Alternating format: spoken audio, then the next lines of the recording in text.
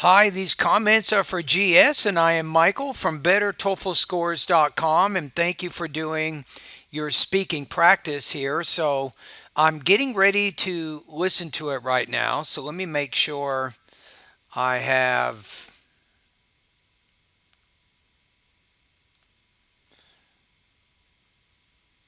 Okay, hold on for just a quick minute here. Let me go over to the.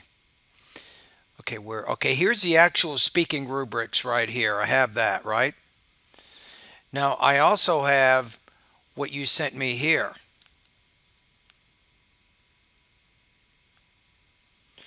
So you wrote out your speaking response first to work on your language use a bit. So you said, if I had a chance to choose what method to study, what method, I'm going to change this to study, the infinitive here.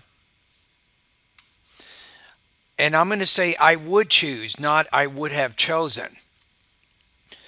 So you're mixing and matching. In this case, you're talking about a present impossible situation, so you need to use a simple past verb tense. If I had a chance, I would choose. Or if you want to talk about a past impossible condition, you would say, if I had had a chance, I would have chosen. But that's not what you're trying to do here, because I like to plan my own schedule. For example, I'm studying TOEFL right now.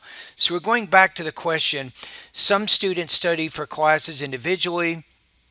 Others study in groups. Which method of studying do you think is better for students, and why?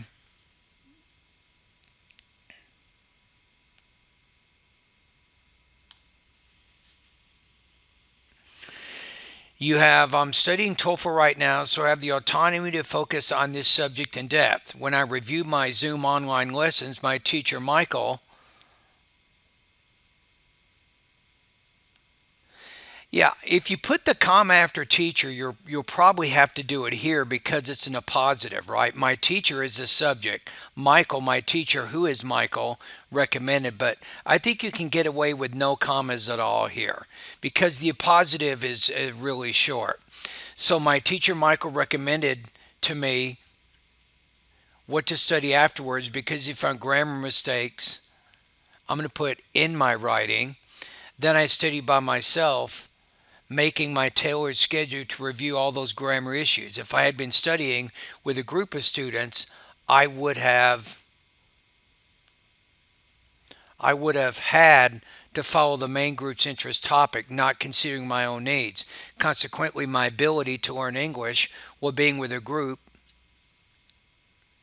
I'm going to put would not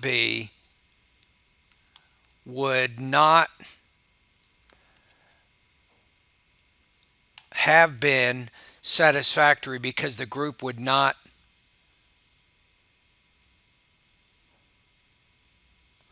I'm going to put would not have recognized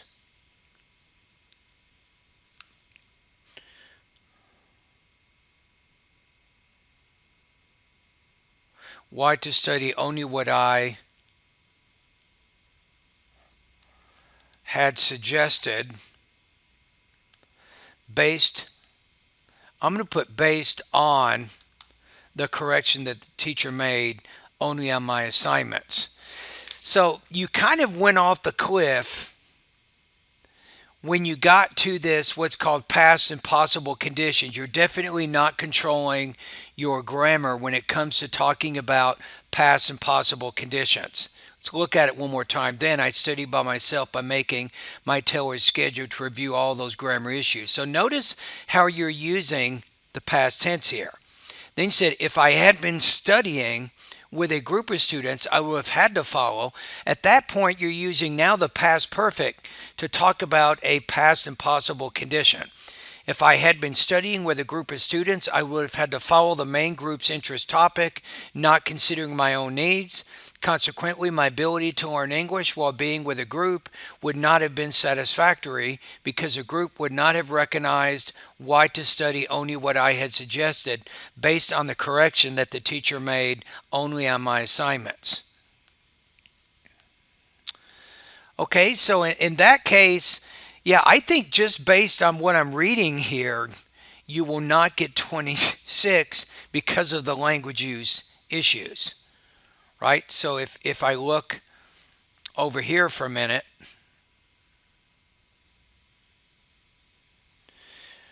I think it's probably more in the 2 range with your language use. You have only basic sentence structure. That's false. You're using advanced sentence structure. But you have limited range and control of grammar and vocabulary. So you're limited in terms of talking about past and possible conditions, and you were not able to choose the appropriate grammar structures to communicate those implied realities, those implied past realities. So that's where you had trouble. Okay, let's listen to your response now. Let's see how you did with this. Oh, this is not the right one here. Hold on a minute.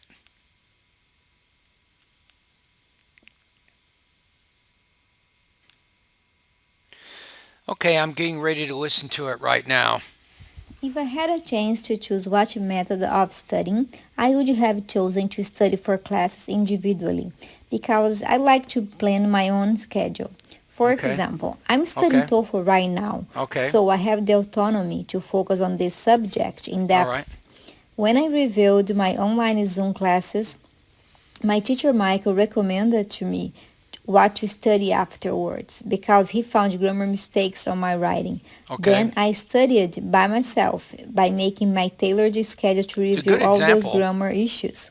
If I had been studying with a group of students, I would have to follow the main group interest I would have had topic, to. not considering my own needs. Okay. Consequently, my ability to learn English while being with a group could not be satisfactory because the group would not recognize why to study only what I suggest, based from the correction that the teacher made only on my assignment. Okay. So let's take a look at the actual rubrics here.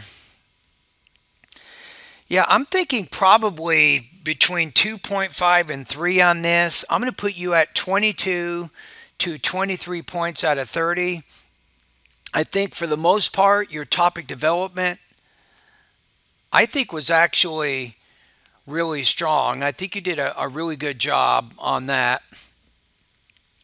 Probably even you can probably say you're more in the 4 area on that if you look at topic development there, right? So definitely the connection of ideas is very clear. I think with the grammar, you're probably high 2, low 3. Let's say even if you're in the 3 area, you have some imprecise or inaccurate use of grammar structures, or you're somewhat limited in the range of structures used. And then with your delivery, speech is clear. Yeah, I don't think there's any major problems with that. You could probably work a little bit on your intonation a little bit more, maybe. I'm going to put you on this one, I think 22 to 23 points out of 30 on this practice test. And thank you for completing this particular practice test. So, what do you do now? So, I would review to help you with your language use. Take a look if you go over to Google, type in the keywords real and unreal conditions in English grammar, or maybe even more specific, past, you can put present and past real and unreal conditions in English grammar, and then kind of review that so you feel like you can get a little bit better control over that type of grammar. That would be my main suggestion on that.